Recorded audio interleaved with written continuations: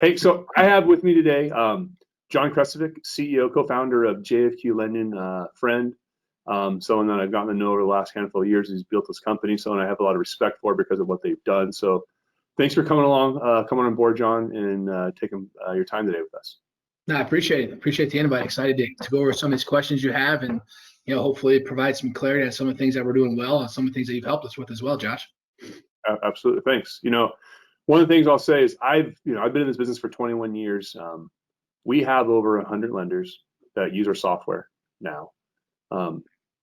We've spoken to more than just the ones that use our software. I've been around the industry, and there's something that I've seen that's very unique about what you guys have done, how quickly you've scaled, and you guys have grown, I think, faster than any other mortgage company that I've ever seen, quite honestly. And there's things you do unbelievably well. So I think maybe just to give maybe to start off with, how long ago did you start JFQ? We opened August 2017. We had our first employees start with us.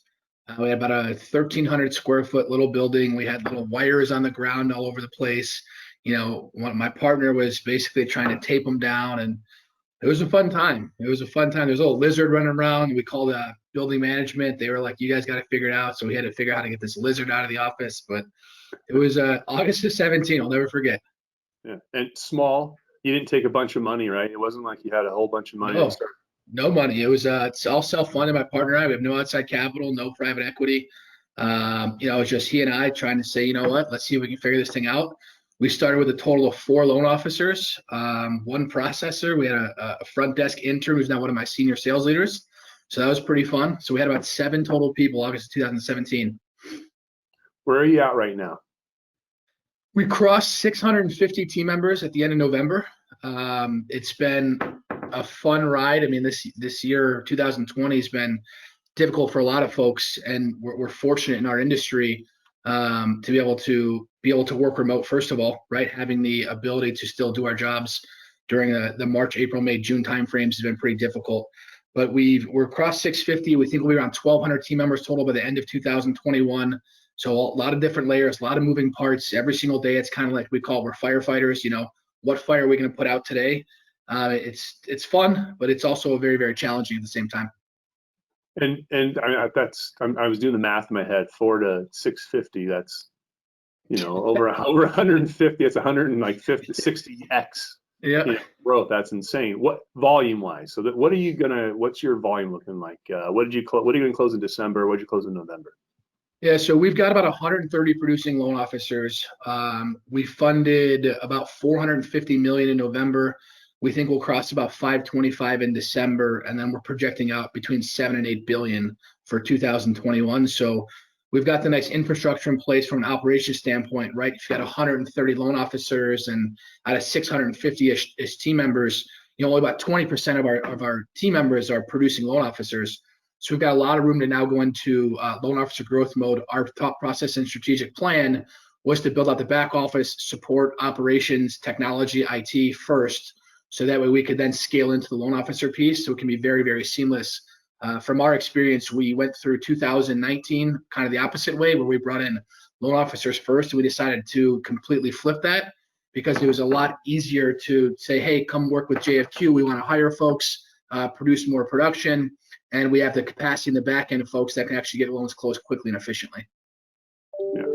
So another little math thing here. So you're averaging right now, and that's 130 bankers, and they're not all seasoned. Yep, almost all of them are. 90, I would say, are within 4 months or less, 6 months or less tenure.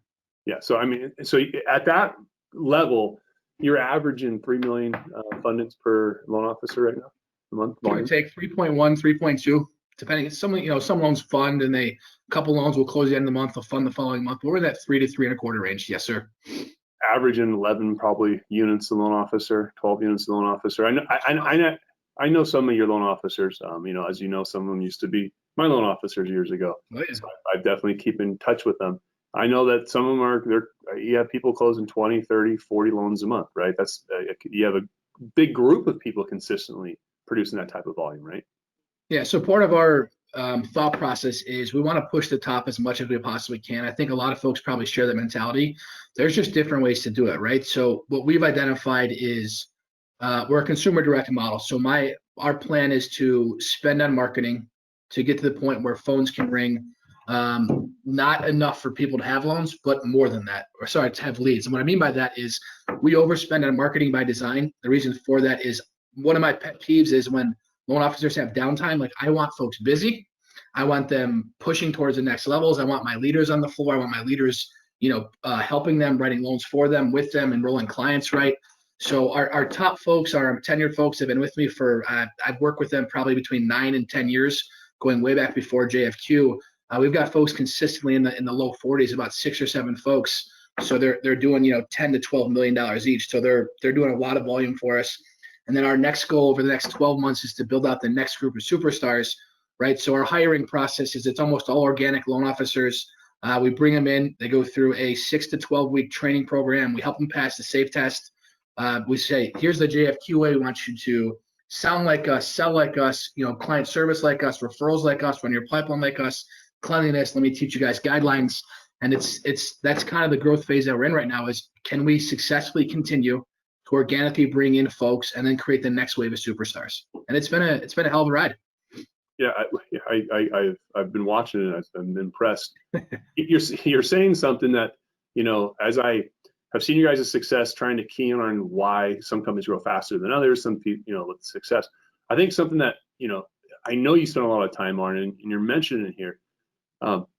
You seem to spend a lot of time on your new hires and your employees, and actually them as one of your. I mean, is that one of your key functions, you think, as CEOs, to make sure that you're getting good people, you're making them happy, or what does that look like? Because I know you guys have a culture at JFQ. I mean, I won't use some of your taglines. I'll let you use them, but I know some of your taglines. Being elite, and I won't use any other ones, but I know these things. So, how do you do that? And where's that coming from? It starts at the top.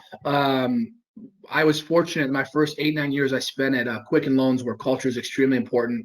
You're from day one, you're immersed in the culture, and it's a catchword. Everybody says culture, culture, culture.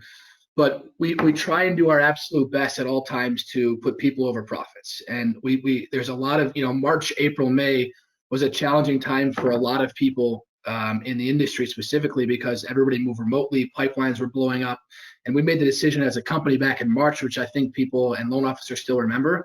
We closed probably 40, 50, $60 million in loans that didn't make revenue. They made negative revenue. We still closed them. It was the right thing to do for our clients. It was the right thing for my loan officers, right? And part of my time a lot of my time, quite frankly, is spent on, do we have the right training in place, right? We look at training as a force multiplier. That was something I learned early in my career, is use training as a force multiplier. So, we have a 75 to 80 page training manual where it's all mortgage basics, because our thought process is, let's hire organically, right? And part of what we do is we have pretty aggressive referral programs that my loan officers can earn between $2,000 and $4,000 for referring a new loan officer, right? Because what I learned early in my career was people enjoy working with people that they enjoy outside the office. Turns out that makes well. And your high performers, you want them to bring in, they typically know other high performers. But we do, in our new hire classes, we've got my seasoned loan officers come in once a week or once every other week. They do 30-minute mini TED Talks, quote unquote. They just talk about vision and future and their careers, even before JFQ, quite frankly, and trying to get folks to understand that without going to school for 8 years or 10 years as a doctor, a lawyer, a self-employed person, an inventor, you have the earning potential that's sky high, right? So let's do the right things. And once you have that, my partner and we're very well aligned on the things that we think about, how we operate, taking care of people.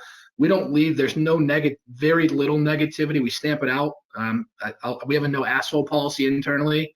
And the reason we have that is I don't want to deal with rude people. I don't want my team members to be a poor reflection for the rest of us when they're dealing with our reps at Insellerate or a different vendor or clients, right? Anybody that's rude to a client, you just don't work here anymore. And we mean that, and we take it seriously, because that's what sets the tone for your culture. And you talked about how can you scale quickly? Well, when you get elite people in the organization that then want to refer over people that they've known for a long time that also have that same mindset, it kind of snowballs, and you can kind of create a culture where people want to pull people in. Like, this place is incredible. I get taken care of. There's just a lot of different little things that have helped. So you're saying that, culture, and I think that's you mentioned that, everyone uses the term culture. The truth is, everyone has a culture in the company. It could be good, it could be bad, just like everyone's on a diet. It could be a good diet, it could be a bad diet. Whatever, it is what it is. So, whether companies realize it or not, they're setting a culture. The culture could be that they don't care. That if the up top doesn't care about down below, then why should they care about their customers, or why should they care about the person next to them, right? And I see that you guys have created like this bandwagon of people that have joined JFQ. And what's the term? You guys all want to be elite? Isn't that the elite? Everything. Our first day we go through a presentation where Ferraris are made in Italy, right? So you have machinists that you get a Ferrari jacket, and we talk about when you walk down the city center, you go to the supermarket and you have on a Ferrari jacket, people look at you with pride because Ferrari is symbolic with that city. It's what they stand for. Everybody knows this is where Ferraris are made in the world, right? So when you get that jacket, it becomes a matter of being elite. And we tell our folks, we want to be the Ferrari of the mortgage industry, right? Have that feeling. We do just little stuff, right? We talk about, I'm doing a CEO roundtable where I'm going to sit down with about 30 different people in smaller groups. That's going to be throughout the entire month of December. Every month we do prop outs. So all of my leaders throughout all the departments, they send me one or two folks. I give them a quick 5 to 10 minute phone call just saying, hey, thank you very much. We appreciate you. We talked about who our best team members were. You came up for accomplishing A, B, and C, or for helping the new people, or for whatever the case might be, and just putting that human touch to it. It's gotten more difficult as we've grown, but it's some of the most rewarding stuff that I get to do throughout the day, because I get to hear and talk to people that I don't normally get to do and tell them thank you, right? Like without them, there's no JFQ. That's just the truth of it. Yeah, no, that's great. I was actually going to ask you about that you guys do have a regimented meeting, training, right? Top down to everyone knows what's going on. And I think there's daily sales calls with sales leaders and their sales team. I think there's probably weekly calls with you and the sales leaders, or maybe even daily. I can't, I know you have a very regimented. Talk about that a little bit. Like, so I'm big into regular cadence. So every Monday morning at 7 a.m., 7:30, all of our sales leaders, we get together and we go, we talk about the week for an hour. We go through the 2 or 3 things we want to talk about. I meet weekly with all my VPs. I meet weekly with the executive team. I meet weekly. My partner he runs all of our operations group. So we meet weekly with all the leaders over there. So having that regular cadence, it establishes that we know what we're going to go through and what time it is. And it gives people the ability to plan out their day, right? So then the sales leaders, they've got a regular cadence where they've got normal one-on-ones with their loan officers. They've got call reviews that they do. They've got a training schedule. It's all normal, regular cadence. And sometimes, stuff happens. Rates could drop 0.25% in a day and it gets moved. That happens. That's just the world we live in. But there's a pretty consistent standard cadence to things that we do. And the reason for that is to kind of give the illusion of consistency in an ever-changing world. When you're hiring as many folks as we have, all of them remote for the last 6 months, it's a firefight every single day, like we talked about, and trying to have a fire hose and see what problems you put out. So anywhere that we can put a process in place, and anything that we do makes all of our lives just that much easier. Yeah, no, I think that's good. I heard you say sometimes the terminology of it's like a knife fight. And bar fight. It's a bar fight every day. You come in and it's a bar fight every single day. It is interesting how companies went from people can't work at home to all of a sudden within like a day, everyone can work from home, and it seemed to work out. And has that been a challenge? That was me. Yeah, I was, I'm a sales guy at heart, right? So I want people in the office. I wouldn't hire people remotely. We were looking at leaders back in the beginning of January of this year. And I'm like, I'm sorry, they might be great, but you're in Michigan. I can't hire you. Fast forward to today, and we just took down. I'm either the craziest person or the most intelligent, probably somewhere in the middle. We just took down 150,000 square foot space with a 7-year lease. I think that we'll be back in the office. We'll have folks start going back in the next month or so. It's optional, right? 6, 7, 8 months ago, that never would have been the case. But now I want people to feel safe. We're going to have automatic testing, right? We'll have, mandatory mask wearing, social distancing. And I want to give people the option. But one of the things that's changed my mindset is we ran tests and metrics on productivity for folks. Certain folks are more productive at home, right? So moving forward, let's say COVID goes away tomorrow, there's a vaccine, and it's thankfully everybody's healthy and we're back. People are going to have the option to have a remote schedule, but they might be 2 days from the office, 3 from home. And so that's been a it's probably, quite frankly, a good change for us because it's helped us. I've got some senior leaders in Michigan now. I've got some on the East Coast right now in our operations group. So it's expanded where we can hire to, and now it's just me getting more comfortable with it. But yeah, it was definitely a wake-up call for me to say, hey, here's a way that the company can mature, give people the option, and they like it. People like to choose, do I want to come into the office or not? And it's been helpful for us. Yeah, no, and I think your culture of communication and regular cadence meetings has helped, right? Because if you send everyone home and there isn't a culture that we meet and the manager sits with you on a weekly basis or daily basis, and the VP sits down with the group and there's not this method, then people go home and they don't know how to work within that environment. So that really has served you well, hasn't it? Having that consistent cadence of meetings so you can disseminate information across your channels. Yeah, I really got to prop our leadership team out. It's not easy, especially as we hire out organic loan officers, trying to teach them an AM schedule or how to properly calculate escrow accounts. And instead of being able to pop at somebody's desk, it's been a challenge. And our leaders have done a phenomenal job. Not only the sales leaders, but our VPs. And we think we'll get a 25 to 30% pop in production if we had everybody in the office. So that's just from an efficiency gain, right? Being able to pull everybody together and say, hey, let me show you guys what we just ran into, like all of our brand new loan officers, the 10 on the sales team.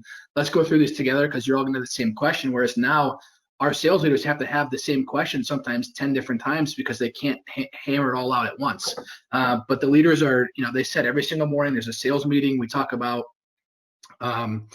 what we're seeing or what they're hearing on the telephone, what the goal is for the day, obviously the standard normal sales meeting stuff, but they're also going deeper in the fact that we have a big push internally about, mental health right now, because in my opinion, when people are home, right, it's a lot easier to get checked out. It can be frustrating. It can be difficult. And that's one of the reasons I want to have to give people the ability to come into the office is it gives you a routine every day. You get showered, you get dressed, you do your hair, you have a routine. And I think it's going to be helpful for a lot of people to be able to have the option to go back into the office because they'll just feel somewhat normal again. I would agree with you. Routine and consistency. And I think that is going to go into kind of involved around your culture and how you run the business and why you've been successful. But it's, routine consistency is what produces results, right? I mean, it's not, what did I read? A little meme. It says something like, each time you go to the gym, you don't have to have the best workout, the hardest you've ever worked out to get in shape. You just need to go to the gym. That's a great point. You just go and I use it sometimes. I'm like, I don't want to go to the gym, and I'll just go sometimes and just go there for 20 minutes just for the mental discipline that I may not be feeling up to it, but I at least had to get my butt out of bed at 4:30 or 5 in the morning, go. And now it's like 50 degrees at the gym. It's outside.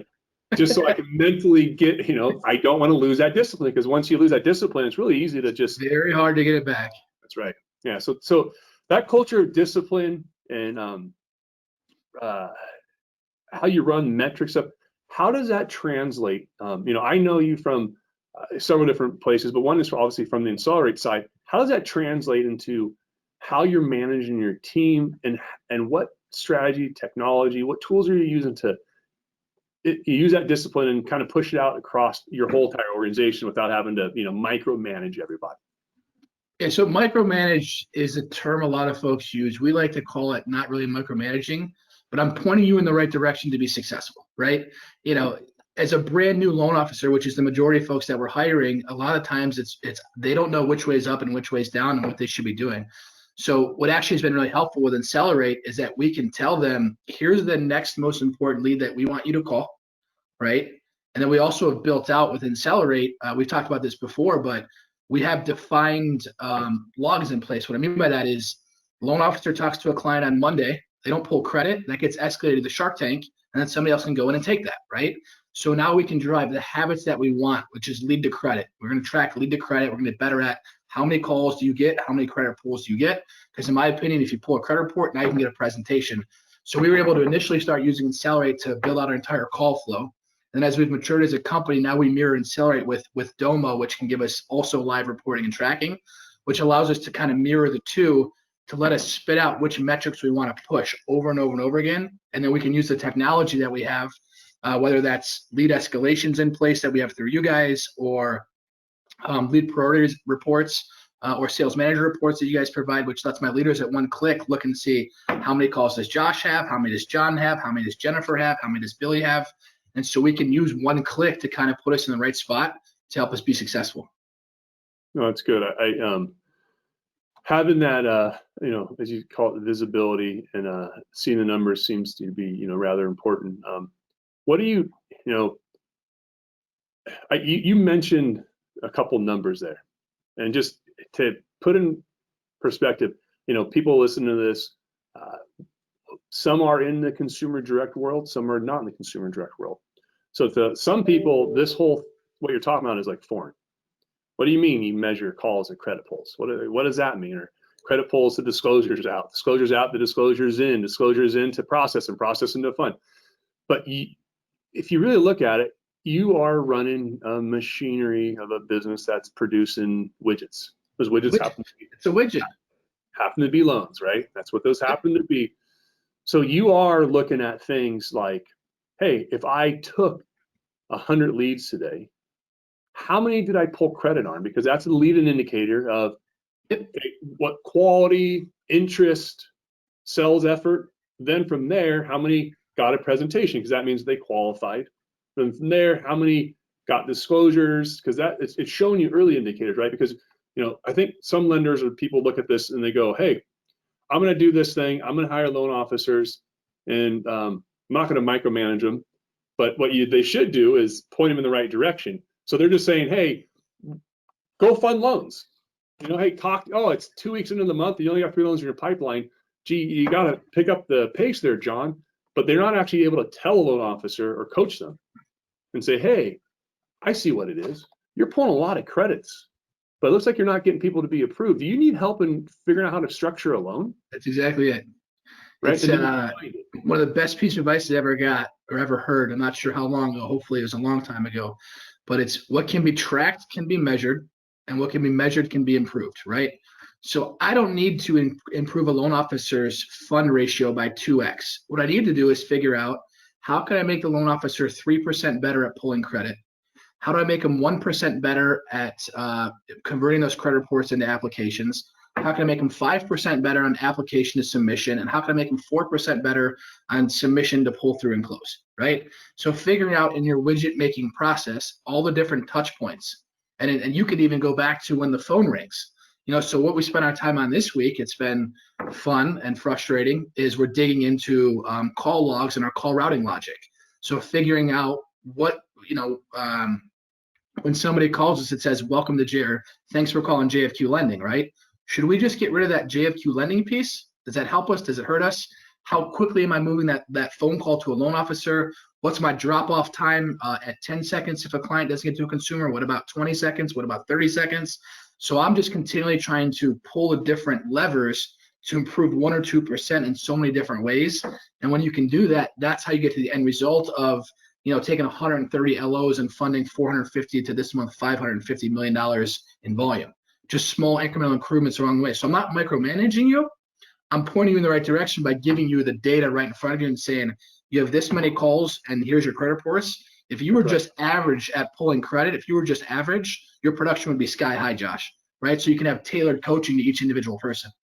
Yeah, no, I think, what you just said, right, is I always said, yeah, it's not micromanagement if it's automated, it's in a system, and then the loan officers just do it themselves, right? So like you mentioned, one of the features that you use of ours is prioritize alerts.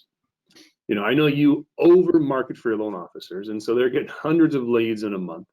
And the question is, well, if I have 200 leads this month and 200 from last month, and I got 600 leads from the last 3 months, who do I call? I mean, you guys built it for us. That's right. So you guys built this about I think 6 months ago. Our new loan officers are like water and electricity. They're always going to flow to the path of least resistance, right? I can outbound dial, or I can just wait for my phone to ring again. What are they going to do most of the time? They're probably going to wait for the phone to ring.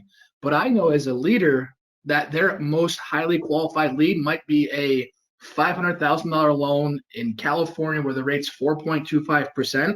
That conversion is going to be way higher than that next random phone call, right? Because if you answer the phone, You might get bad credit, foreclosure, low interest rate, whatever the case might be. So what you guys built out for us is that lead prioritization list where we can go in and say, here's the parameters that we want to identify: loan size, state, FICO, how old the loan is, and then we can generate, here's your hottest 5 leads. And I can send that to my leaders, or the leader can send it to the loan officer. And that's what we're going and attacking for our follow-up list to improve that follow-up pull-through. Yeah, no, I think that's, I didn't know we had built that for you. I knew that we had things like that. It's, I think it's great. And this is something that I found with our platform. People like lenders like you, because you have access to our APIs, you can just use them. Like, there's other technology providers out there. You actually have to go to them to get the APIs. We just give you the APIs. You have access to APIs. We see lenders build stuff around our platform, and then I find out, I saw something a few weeks ago with some rate table price and automation thing, and I was like, wow, you guys built, okay, great, this is awesome. Know about that. I didn't know that was a thing. Let me know, because we're doing some of that now. So there you okay, we'll have to talk. But there's some really like cool stuff. I'm blown away by lenders, but what I see in the point of that is this: you are perfection is the evil of good, but we are trying to get to perfection. You're never going to get there. Nope. But you're starting at when you first start selling your loans, and it was you and Justin, and you're originating loans. You manage that process, and then you figure out how to get that process for 10 people. And then you got 20 people, you figure out how to go back to the beginning and do it all over again and improve it, and go back to the beginning and improve it. And so you're now just taking different parts of the business. And really what I'm hearing you saying is you're really understanding the customer experience. Hey, should I hear JFQ? Thanks for calling JFQ. Or should I just pass it on right to a loan officer? Does that 15 seconds of extra talk time there make that person hang up because it's on 3 rings versus 2 rings? You're doing the calculations of seconds and seeing if there's a correlation between, what people answer. And really that's managing the customer experience. 100%. Right? That's so we made a huge focus over the last quarter going into next year, because one of our goals in 2021 is we're going to launch a consumer direct purchase division by the end of Q2. And the reason we've waited 3.5 years to do it is we need to build out all the other functions. So the last 6 months, we've built out a client relations team where we can review phone calls, we can do quality control for client experience, we can circle back and make sure that we reach back out to clients that if we make a mistake on things or we don't see eye to eye. Because at the end of the day, it's people got to understand that client experience becomes your biggest piece of marketing, right? So somebody's going to go out and they're going to tell 5 people how great we were. We're going to tell 25 people how terrible we were. Right. And so us building out the last 6 months client experience, the proper routing, we just finished up internally. All of our operations folks now work off of Hotlist, which has, I think the number, I don't want to butcher this, so you might know more than this about me about coding because I'm not a coder. I think it was something crazy like 45,000 pieces of code for each different department, where every department's working on the loan that's closest to closing. So that finally got up and running, and we're going to basically obviously have purchase be number 1, have a separate and sole process for our purchase program. But if you screw up a purchase one time, you've lost the realtor forever. The realtor is probably going to tell a bunch of other folks, right? And some folks that are maybe not consumer direct, but they might be more feet on the street retail operation, or they've got a couple loan officers here and 10 here and 20 there in different branches. They understand that. And that's something that we didn't want to jump into until we knew we had the customer experience piece down pretty damn well, including all the metrics needed, all of the client. Like if you look at our reviews online, we've got over 5,000 5-star reviews. Right. So now we can continue to build the JFQ brand the right way with the right people. No, I think that's great that you're setting up. So that was kind of strategy. I wanted to end with going into 2021, and we've spoken about this before. I know you think your refinance volume will grow. I would agree. I think your refinance volume will grow. I don't know if the overall market's going to grow refinance volume. I think it's probably going to be a little bit less than it was this year. But there are companies like you that are really targeting people that can actually save money, right? So we've had a big influx of refinances because your retail loan officers are just getting this referral business that just people are coming to them. Eventually that stops, it does. Yep. But that doesn't mean that all the people that should refinance have refinanced. It just means that those people who are early hand raisers have already asked. And then there's the rest of the people out there that still can save money. You're going after that. But I'm really happy to hear you guys going into purchase. That's going to be a growing thing, and doing it in a consumer direct space. Now, as you look at that, what do you see technology-wise what are you going to use to manage that from a loan officer perspective? And, what tools are you using? Obviously, what tools are you using in Insellerate to make that happen for you? Yeah, so we are with Insellerate specifically, it's all about lead management, right? Effectively, because if you go into the purchase space, it's completely different than refi. So we need to understand that the game moves from credit pools to PALs. How many pre-approvals are we sending, right? And so through Insellerate, we'll be able to set up touch points that's going to tell me how often my loan officer is calling back on their PALs. What's my conversion from PAL to application, right? Have I gotten in touch with both the buying realtor and the selling realtor? So using the technology that you guys give me to automate communication with both sides of the party, doing all those different types of things are going to be important. I think 2021, MBA's forecasting refi will drop 50%, I believe it was. I read in the Chrisman blog, I think it was last week, there's still 80% of homeowners could benefit from a refinance. And that to me was shocking. So I'm trying to put those two things together. It just becomes a matter of how much you're going to go after it and how much you want to attack it. But what we look at when purchase for us becomes, I look at a company like a chair that has legs, right? So right now, JFQ has two really, really strong, sturdy legs. We're extremely good at refinance, consumer direct refinance. And then the other side, we're extremely good at client retention. We've got a past client team, retention. We watch the market. We proactively make sure people are in the best possible spot. We're extremely world-class good at both of those.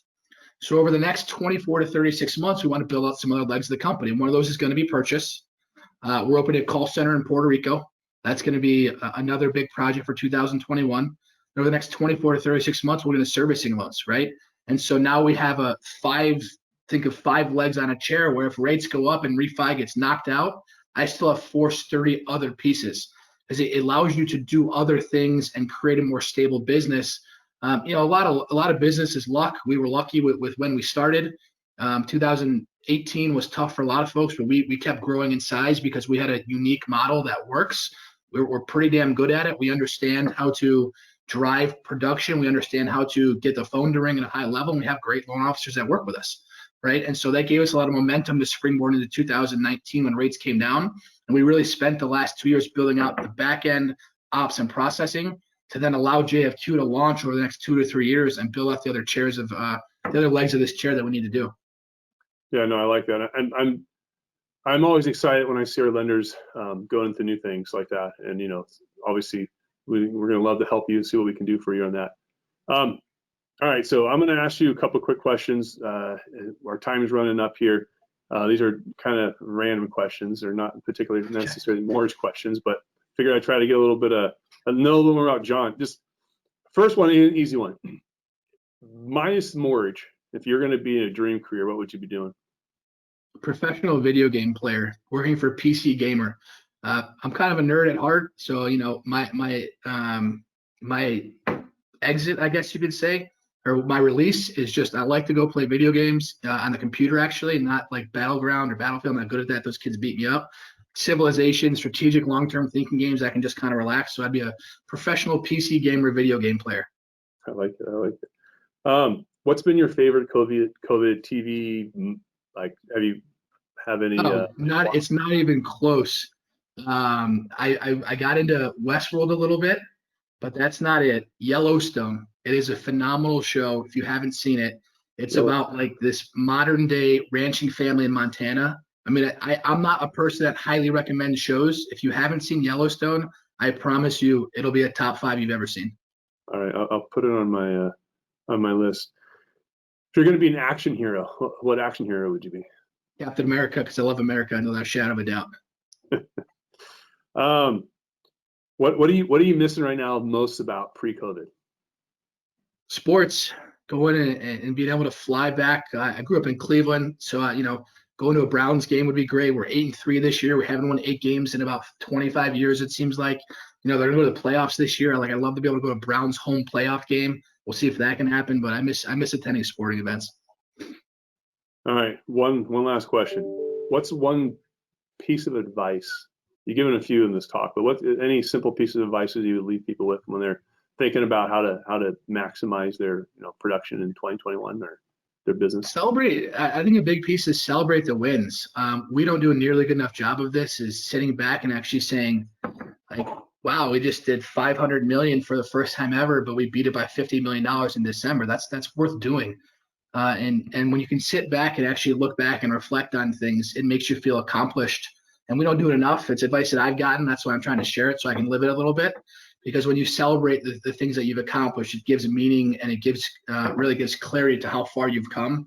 I mean, just thinking about this office in 2017 where we had these wires on the ground versus now we're preparing for 150,000 square feet moving over the next couple of weeks. That's pretty crazy for us. And I don't think I've even spent any time thinking about that. So I appreciate you bringing me back down memory lane and putting me forward here. Good. No, I like that advice, John. Always great to have you on here. I always learn a lot. I know our listeners will learn a lot. Anyone else out there that wants to find out more about Insellerate, feel free to reach out to us. Go to our website. Love to see how we can help you. Have a great rest of the week, John, and we'll be talking soon. Yeah, thank you very much. Have a good holiday. We'll talk soon. All right, bye, everyone.